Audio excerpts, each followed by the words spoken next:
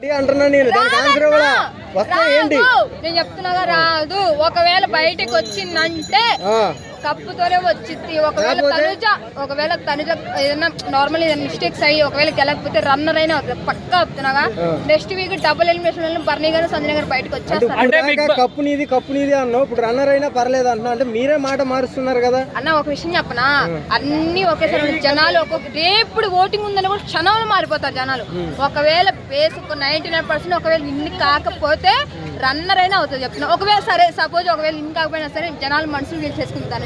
అంటే రెండు రాష్ట్రాలకి తెలుగుదనంగా ఉంటే ఇంకొకటి ఏంటంటే చిలిపిగా మంచిగా ఉంటే నచ్చుతుందని, అదే విధంగా తెలుగు ప్రజలకు నచ్చే విధంగానే ఉంటుంది. అంటే ఫస్ట్ లోనే ప్రిపేర్ అయ్యి వచ్చింది కదా అంటున్నారు ప్రజలు. ఏం ప్రిపేర్ అవ్వడం నాకు అర్థం కాదు. అంటే ఆ కట్టు బొట్టు ఆ మాట్లాడే విధానం సీరియల్ యాక్టింగ్ అని అందరూ అనుకుంటున్నారు కదా. ఇంకా డ్రెస్సులు వేసుకుని ఎట్లా చూస్తే ఇంకా దాన్ని కూడా ట్రై చేస్తారు. అంటే నువ్వే కదా అంటుంది. ఇప్పుడు ఒక రిలేషన్ పెట్టుకుందంటే రిలేషన్ అంటారు, నార్మల్ గా చీర కట్టుకుని పద్ధతిగా ఉందంటే మీరు అట్లాగే అంటారు.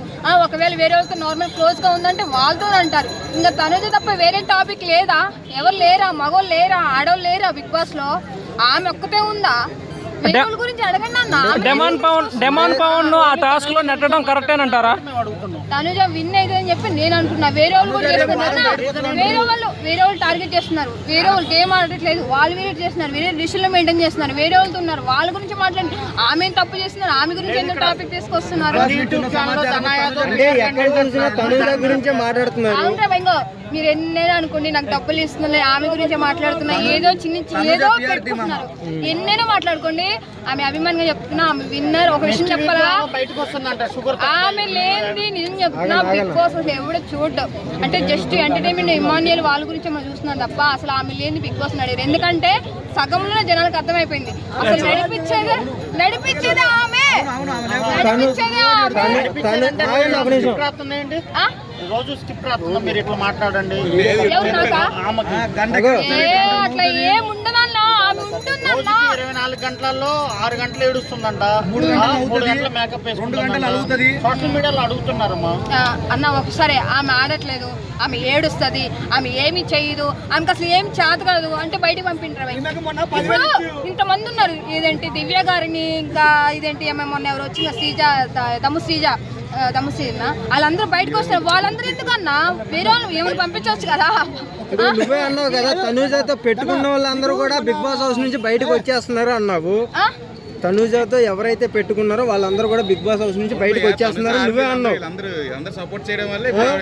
అదే కదన్న. ఇప్పుడు నాకు అర్థం కాదు, ఆమె ఆడండి, ఆమె ఏడుస్తుంది, ఆమె చేయండి, ఆమె పంపించండి.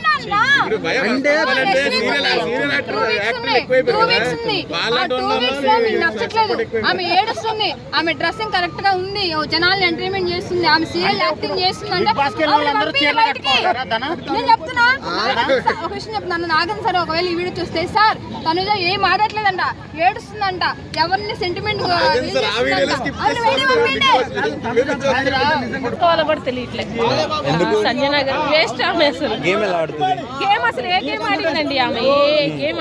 ఇంతవరకు ఎందుకు వచ్చిందంటారు మరి?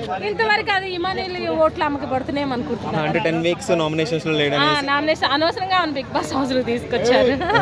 అమ్మాయిల మీద నిందలేయడానికి తీసుకొచ్చారు.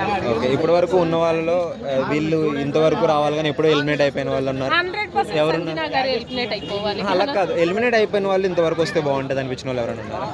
వాళ్ళు ఎవరు లేరండి, అందరూ వేస్ట్. శ్రీజ అని చాలా మంది అన్నారు. శ్రీజ కూడా వేస్ట్, ఆమె కొంత ఇనలేకపోతున్నాం, ఇంకా ఆమె ఎందుకండి. అంటే మంచి పని అయింది, ఎలిమినేట్ మంచి పని అయిపోయింది.